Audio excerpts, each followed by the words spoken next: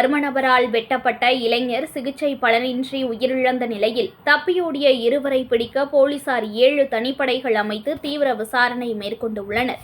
குற்றவாளிகள் கைது செய்யப்படாததை கண்டித்து 300க்கும் மேற்பட்டோர் நீடூர் கடைவீதியில் சாலை மறியல் போராட்டத்தில் ஈடுபட்டனர். மயிலாடுதுறை தாலுகா நீடூர் மாதாக்கோவில் தெருவைச் சேர்ந்தவர் முகமது ஹாலிக்.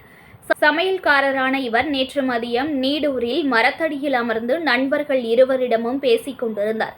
அப்போது இருசக்கர வாகனத்தில் அங்கு மர்ம நபர்கள் 2 பேர் வந்தனர்.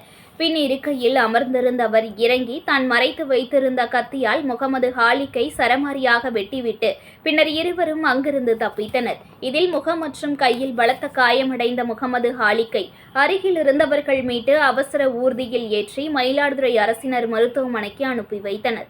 அங்கிருந்து தஞ்சாவூர் மருத்துவக் கல்லூரி மருத்துவமனைக்கு கொண்டு செல்லப்பட்டு அவருக்கு தீவிர சிகிச்சை வழங்கப்பட்டது. முகமது ஹாலிக்கை மர்ம நபர் கத்தியால் வெட்டும் காட்சி அங்குள்ள CCTVயில் பதிவாகியிருந்தது. அந்த பதிவினை ஆதாரமாக கொண்டு மர்ம நபர்களை போலீசார் தீவிரமாக தேடி வருகின்றனர். இதனிடையே முகமது ஹாலிக் சிகிச்சை பலனின்றி புதன்கிழமை காலை உயிரிழந்தார். இந்த நிலையில் குற்றவாளிகளை கண்டுபிடிக்க 7 தனிப்படைகள் அமைக்கப்பட்டு தீவிர விசாரணை நடைபெற்று வருகிறது.